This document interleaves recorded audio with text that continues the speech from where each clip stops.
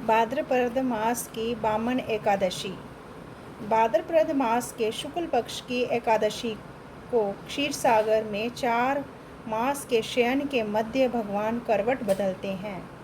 निद्रा मगन भगवान के करवट परिवर्तन के कारण ही इसका शास्त्रीय नाम परिवर्तनी एकादशी है। आज के दिन भगवान के वामन अवतार की पूजा की जाती है। भगवान विष्णु के बोने रूप वामन अवतार की ये पूजा की जाती है। भगवान विष्णु के बोने रूप वामन अवतार की पूजा वाजपेयी यज्ञ के समान फल देने वाली तथा समस्त पापों को नष्ट करने वाली है। वामन भगवान की पूजा के कारण कुछ व्यक्ति इसे वामन एकादशी भी कहते हैं। इसके दूसरे दिन मनाई जाती है वामन जयंती। धर्मराज युधिष्ठिर ने कहा, हे माधव, भाद्रपद मास के शुक्ल पक्ष की एकादशी का नाम विधि विधान तथा महात्म विस्तार पूर्वक जानने की मेरी अभिलाषा है। कृपा करके इससे बारे में कुछ बतलाइए। श्री कृष्ण भगवान ने कहा, हे राजन, सब पापों को नष्ट करने वाली और स्वर्ग प्रदायक उत्तम वामन एकादशी का महात्म मैं तुमसे कहता हूँ, ध्यान पूर्वक सुनो। ये एकादशी जयंती एकादशी भी कहलाती है। इसका व्रत करने से वाजपेयी यज्ञ का फल प्राप्त होता है। पापियों को पाप नाश करने के लिए इससे बढ़कर अन्य कोई उपाय नहीं। जो मनुष्य इस एकादशी के दिन मेरे वामन रूप की पूजा करता है, वह तीनों लोकों की पूजा कर लेता है। मोक्ष की इच्छा रखने वाले मनुष्य इस व्रत को अवश्य करें।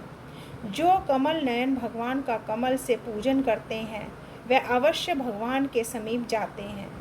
जो भाद्रपद शुक्ला एकादशी को व्रत और पूजन करने का पुण्य फल प्राप्त होता है, सभी को इस परिवर्तनी एकादशी का व्रत अवश्य करना चाहिए, क्योंकि इस दिन भगवान विष्णु क्षीर सागर में अपने 4 मास के शयन में मध्य करवट बदलते हैं।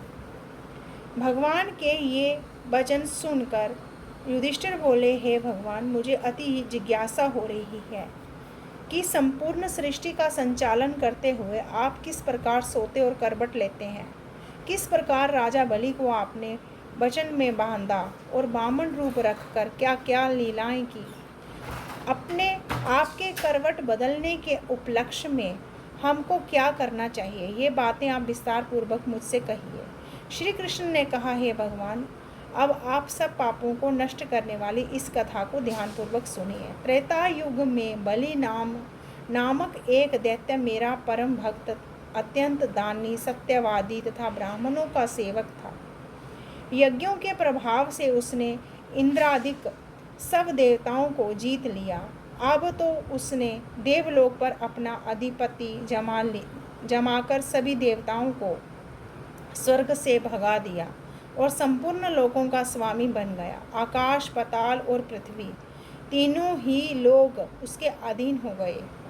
तब देव ऋषियों सहित इंद्रादि सब देवता भगवान के पास जाकर उनका पूजन और स्तुति करने लगे। उन्होंने राजा बलि के अत्याचारों से मुक्ति दिलाने की भगवान से प्रार्थना की। भगवान ने वामन रूप धारण कर अवतार लिया और तेजस्वी रूप से राजा बलि को पाताल लोक में भेज दिया। ये वार्ता सुनकर राजा युधिष्ठिर ने कहा, हे जरनादन, आपने वामन रूप धारण करके इस महाबली दैत्य को किस प्रकार जीता। श्री कृष्ण भगवान बोले, मैंने वामन रूप धरकर बलि से 3 पग भूमि की याचना करते हुए कहा कि मुझको 3 पग भूमि दे दो, इससे तुम्हें 3 लोक का दान पुण्य प्राप्त होगा।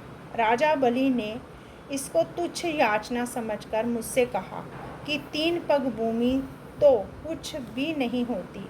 मैंने उससे 3 पग भूमि देने का संकल्प लेकर अपने त्रिविक्रम रूप को बढ़ाकर भूलोक से पद, भूवलोक से पेट, जनलोक में हृदय, यमलोक में कंठ की स्थापना कर सत्यलोक में मुख, उसके ऊपर मस्तक स्थापित किया। सूर्य, चंद्रमा आदि ग्रहों, योग, नक्षत्र, इंद्रादि देवताओं और शेष आदि सब नागगणों, ने विविध प्रकार के वेद सूक्तों से प्रार्थना की। 2 पग नापने के बाद मैंने राजा बलि का हाथ पकड़कर कहा, राजन, एक पद से पृथ्वी और दूसरे से स्वर्गलोक पूर्ण हो गए, अब तीसरा पैर कहाँ रखूं? तब बलि ने अपना सिर झुका लिया और मैंने अपना पैर उसके मस्तक पर रख दिया। इससे मेरा वह भक्त पाताल को चला गया। उसकी विनती और नम्रता को देखकर मैंने कहा, हे बलि, मैं सदैव तुम्हारे निकट ही रहूँगा। विरोचन के पुत्र बलि के कहने पर वहाँ पर भाद्रपद शुक्ला परिवर्तनी एकादशी के दिन बलि के आश्रम पर मेरी मूर्ति स्थापित हुई और दूसरी क्षीर सागर में शेषनाग की पीठ पर हुई। कथा सुनने के पश्चात भगवान श्री कृष्ण ने कहा, हे युधिष्ठिर, इस एकादशी को भगवान शयन करते हुए करवट लेते हैं, इसलिए त्रिलोकी के नाथ विष्णु भगवान का आज विशेष पूजन किया जाता है। उनके निमित्त तांबा, चांदी, चावल और दही का दान उचित है। रात्रि को जागरण अवश्य करना चाहिए। जो इस प्रकार व्रत करते हैं उनका चंद्रमा के समान निर्मल यश संसार में फैलता है।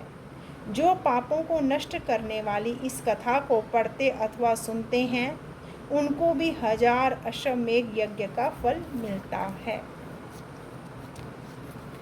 अथ वामन एकादशी समाप्त।